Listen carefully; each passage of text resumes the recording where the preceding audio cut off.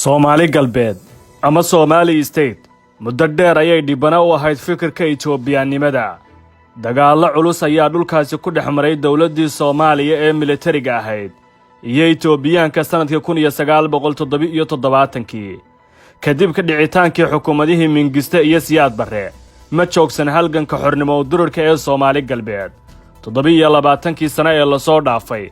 Dagaalo culus ayaa ka dhacay gobolkaas kuwaasoo dhex marayay ciidankii Itoobiya ay hoggaanka u haysay TPLF iyo jamhadda xoreynta Jooxa ee ONLF. xasuuqyo ka dhana xuquuqda aadanaha iyo gobodfolladii ugu xumaa ee ka dhacay Itoobiya 50 sano ee la soo dhaafay ayaa laga diiwaan geliyay gobolka Soomaali galbeed. Kuwa ugu daran ayaa dhacay laba xilli oo ay Itoobiya kala maamulayeen qowmiyadaha Amxaaro iyo Tigree 1977 horraanteedii ilaa iyo 2018. Soomaali inaad tahay ayaa lagala diriray bulshada deegaanka. Dhammaan raadadka Soomaali weyn ku xiraya ayaa lagala dagaalamay oo ay xataa ku jiraan muunada xidigta buluuga heesta iyo dhaqankaba. Qowmiyadaha Itoobiyaankuna waxay dhulka u yaqaanaan dhulka Itoobiya. Dadka deganna waxay u aqoonsan yihiin kuwa ku degan soo galootinimo. Ha yeeshee isbedeladii ka dhacay Itoobiya 2018 ayaa gobolka u sababay inuu noqdo meesha ugu degan maanta Geeska Afrika.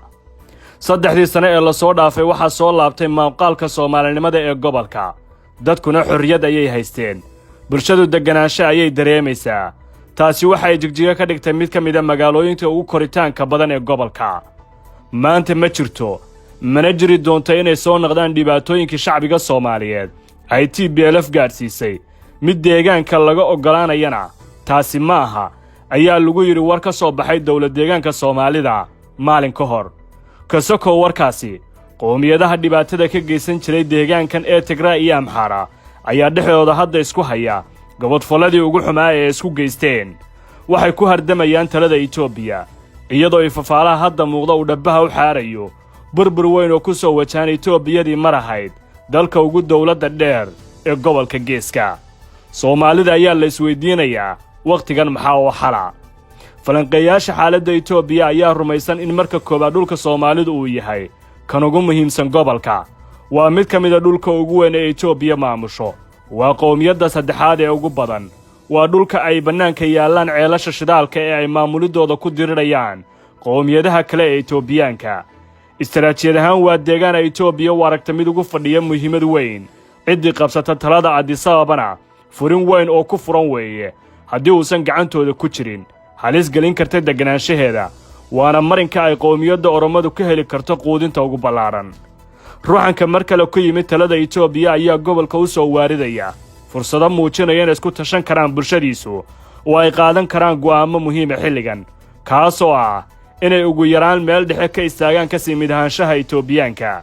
Mas'uuliyadda ugu weyn ayaa ku dhacaysa waqtigan maamulka deegaanka iyagoo hadda ah mas'uuliyiinta waxaana lagu foogan yahay hannaanka ay u maareeyaan xaaladahan iyo istaraatiijiyadda ku wajahan Itoobiyada qasan nooca ay ka qaadanayaan. ururada mucaaradka ee ugu weyn tahay ONLF oo muddo dheer u dagaalamaysa madax bannaani iyo xornimo ayaa ka mid ah dhinacyada sida weyn indhaha loogu hayo waqtigan iyadoo Abriil sanadkii 2019 heshiis la gashay dawladda Itoobiya kaasoo ku saabsanaa inay qoriga dhigaan qalinkana lagu bedelo halganka. hadda ma cadda mowqifkeeda ku wajahan xaaladda Itoobiyada ruuxanaysa.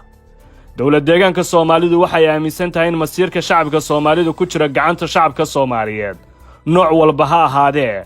sidaas daraaddeedna go'aanka iyo taladu ay ka go'aysa shacabka Soomaalida. ugu dambayn dawlad deegaanku waxa waajib ka saaran yahay nabadda iyo horumarka shacabweynaha Soomaalida. waxay dawladdu caddaynaysaa inaysan imaan doonin gacan shisheeye lana ogolaan doonin ayaa lagu yiri war ka yimid madaxtooyada Jigjiga. dadka hilaadiya mustaqbalka Itoobiya ayaa leh suuragal ma noqon doontaa inay Soomaali galbeed ka faa'iidaysato haddii ay burburto Itoobiya inay qaadato doorkeeda ku wajahan dhinac ka istaagto lana timaado aragti ka madax bannaan Itoobiya oo inay noqoto dal madax bannaan maadaama jamhadaha hadda dagaalamaya ay qaarkood hamigeedu yahay inay madax bannaani noqdaan.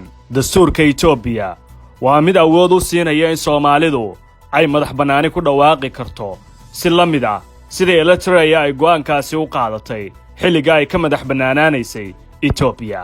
haddiise isbeddelu ka dhaca xukunka Addis Ababa ma waxa ay noqon doonaan mar kale in looga arrimiyo Addis Ababa mise mustaqbal midaysan oo siyaasadeed ayay miiska wada xaajoodyada la tegi karaan ama uga sii mid ahaan karaan Itoobiya. ma jeceshahay inaad barato qur'aanka kariimka ah iyo culumta shareecada ugu kaalay markaska Nuurayn online oo baro adigoo gurigaaga jooga qur'aanka higaada iyo culumta kale islaamka wixii faahfaahin kala xiriir nambarada shaashada kaaga muuqda